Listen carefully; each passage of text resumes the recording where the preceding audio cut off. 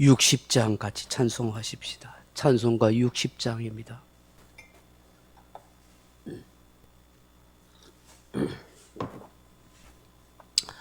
60장 찬송하겠습니다. 영혼의 빈 예수님 가까이 비춰주시고 이 세상 구름 일어나 가리지 않게 하소서. 이 눈에 단잠 오기 전 고요히 주를 그리며 구주의 품에 안기니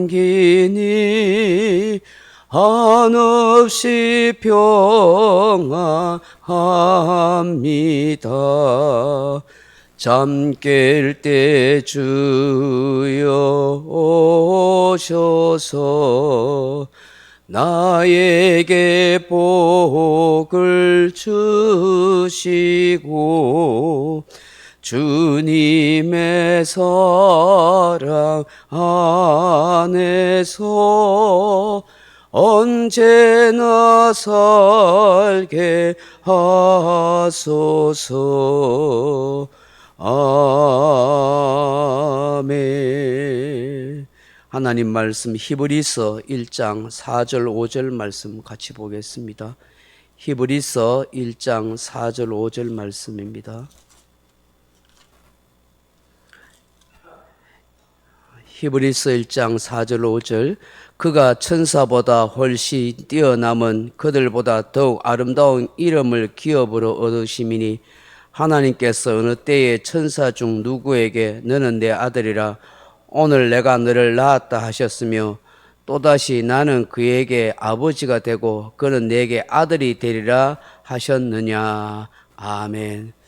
사랑하는 성도 여러분, 고대 시대에는 천사에 대하여 신비하게 생각하는 경향이 있었습니다.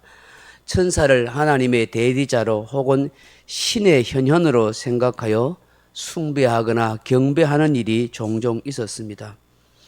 물론 천사는 영적인 존재도 사람보다 위엄 있고 능력이 있으며 하나님의 일을 대신하는 그런 존재인 것은 틀림없습니다.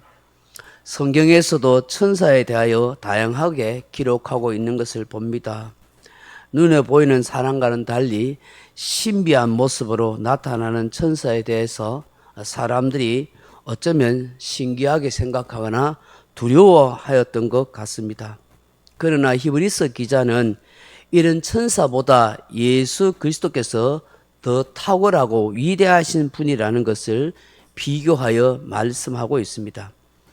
당시 유대교에서 기독교로 개종한 유대인들은 동족들로부터 율법과 모세를 배반한 배신자라는 비난을 들어야 했습니다. 또한 정치적으로 로마 정부로부터 핍박을 받았습니다. 메시아 사상으로 사회를 혼란케 한다는 누명을 쓰고 여러 가지 박해를 많이 받고 있었습니다. 이러한 상황 속에서 성도들을 붙들어 줄 수 있는 것은 바로 예수 그리스도가 누구신지 그분에 대한 믿음이 얼마나 중요한가를 말씀하고 있습니다. 히브리서는 이 사실을 기록하고 있습니다. 이런 성도들에게 믿음을 강화시켜주기 위해서 첫 번째 비교 대상이 되는 것이 바로 천사입니다. 왜냐하면 당시 유대인들은 천사가 모든 피조물 중에서 어뜸이며 심지어 선지자보다도 우월하다는 그런 관념을 가지고 있었기 때문입니다. 그래서 저자는 그 천사보다 예수님은 더 탁월하고 위대하시고 우월하신 분이라는 사실을 역설을 펼치고 있는 것입니다. 그렇다면 그 증거가 무엇입니까? 오늘 본문에 보면 예수님은 아름다운 이름의 기업을 가두셨다 하는 것을 우리에게 말씀하고 있습니다. 4절에 그가 천사보다 훨씬 뛰어남은 그들보다 더욱 아름다운 이름을 기업으로 얻으심이니 라고 그렇게 표현합니다. 예수님께서 이 땅에 태어나실 때에 천사를 통하여서 그 이름을 지정하셨습니다. 마태복음 1장 21절에 아들을 낳으리니 그 이름을 예수라 하라. 이는 그가 자기 백성을 그들의 죄에서 구원할 자이심이라 하더라. 그렇게 말씀합니다. 요셉이나 마리아가 지은 것이 아닙니다. 조상들이나 친척들이 지어준 이름이 아니고 하나님께서 이미 정하셔서 천사의 입을 빌려서 예수님의 이름을 그렇게 정한 것입니다. 태어날 때부터 예수님은 어떤 분이신지 어떤 사역을 하는 분인지를 분명하게 말씀하고 있는 것입니다. 예수님은 이스라엘 백성들을 죄에서 구원할 자라 하는 것입니다. 본문에 보시면 기업이라는 말이 있는데 이게 클레로노메오 하는 말입니다. 상속을 받다, 할당되다, 분배를 받다, 소유를 받아들이다 하는 뜻입니다. 고대 시대에는 아들이 아버지로부터 자기 몫의 상속분을 받게 됩니다. 그렇게 하면서 아버지의 기업을 이어가게 됩니다. 아버지와 자녀의 관계는 이처럼 특별한 관계로서 상속을 주고받는 관계인 것입니다. 그런데 여기에 기업이라는 말은 또 다른 뜻을 가지고 있습니다. 구약 성경에는 기업이란 말이 가알이라 하는 단어를 사용하는데 구속이라는 뜻을 함유하고 있습니다. 가알이라는 이 구속은 첫째로는 책임의 의미가 있습니다. 가난한 가족이나 친척이 땅을 잃어버린 거나 재산을 잃어버릴 때 그것을 되찾아주는 책임이 있는 것을 말합니다. 심지어 그 가족까지 책임을 지는 것을 말합니다. 룻기서에 보면 보아스가 바로 엘리멜렉과 나오미 가문의 기업 물을 자라고 했었습니다. 그래서 그 룻까지도 책임을 지는 것을 보게 되지 않습니까? 그런데 예수님께서 가을 기업이 되신다는 것은 바로 죄사함을 통한 인간의 인생을 구원하시고 책임져 주시는 구속의 주라 하는 단어를 담고 있는 것입니다. 예수님의 이름의 뜻처럼 자기 백성을 죄에서 구속할 자, 구원할 자라 하는 것입니다. 바로 그것이 예수님이 천사보다 훨씬 우월한 존재라는 것을 말하는 것입니다. 두 번째 증거가 무엇입니까? 예수님은 하나님의 아들이라 하는 것입니다. 5절에 보면 하나님께서 어느 때에 천사 중 누구에게 너는 내 아들이라 오늘 내가 너를 낳았다 하셨으며 그렇게 말씀하고 있습니다. 하나님께서 천사를 향하여 나의 구체적인 자녀다, 내가 낳았다 라고 그렇게 언급한 적이 없다 하는 것입니다. 물론 구약에서 천사들을 하나님의 아들들이라 하고 그렇게 불린 적은 있습니다. 욥기서 1장 6절에 보면 하루는 하나님의 아들들이 와서 여호와 앞에 섰고 하는 그런 단어가 있습니다.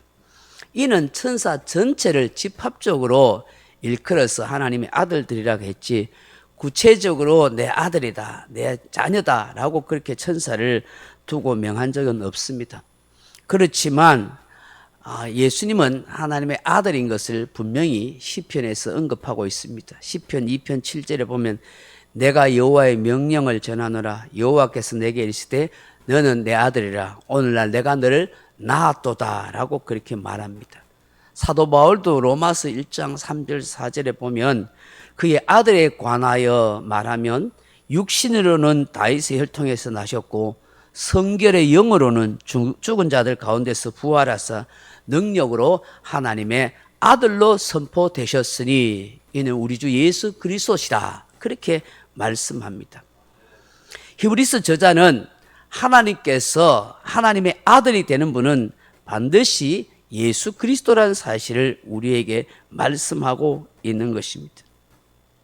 세 번째로 또 다른 증언은 뭐냐? 부자 관계에 대한 말씀입니다. 5절 하반절에 보면 나는 그에게 아버지가 되고 그는 내게 아들이 되리라 그렇게 말씀하고 있습니다. 이 말씀은 사무엘하 7장 14절에 그 인용하는 것입니다. 나는 그에게 아버지가 되고 그는 내게 아들이 되리니 나단이 다윗과 그의 후손과 그의 왕국에 대한 예언 중에 하나님께서 직접 말씀하신 것입니다. 이 말씀은 곧 훗날에 다윗의 후손으로 오신 예수 그리스도를 의미하는 것이죠. 바로 예수 그리스도가 하나님의 아들이 되고 또 하나님께서 예수 그리스도의 아버지가 되신다 하는 것을 말씀하고 있는 것입니다. 그러므로 천사는 하나님의 피조물이지 예수님과는 비교할 대상이 되지 못한다라는 것을 말씀하고 있습니다. 우리 예수님은 그 어떤 세상의 피조물보다도 천사보다도 더 우월하고 탁월하신 분이다. 이 예수님은 바로 신성과 인성을 가지신 분이다. 이 예수를 믿고 어떤 고난과 환난 가운데서도 흔들리지 말고 믿음으로 승리하십시오라고 히브리서 기자는 그렇게 기록하고 있는 것입니다. 오늘 이 새벽에 말씀하시는 예수님, 천사보다 탁월하고 우월한 그 예수님을 믿고 오늘 하루도 하나님의 은혜 가운데 씩씩하게 살아가는 저와 여러분 되기를 주님의 이름으로 축원합니다. 각자 기도하시다 돌아가시기 바랍니다.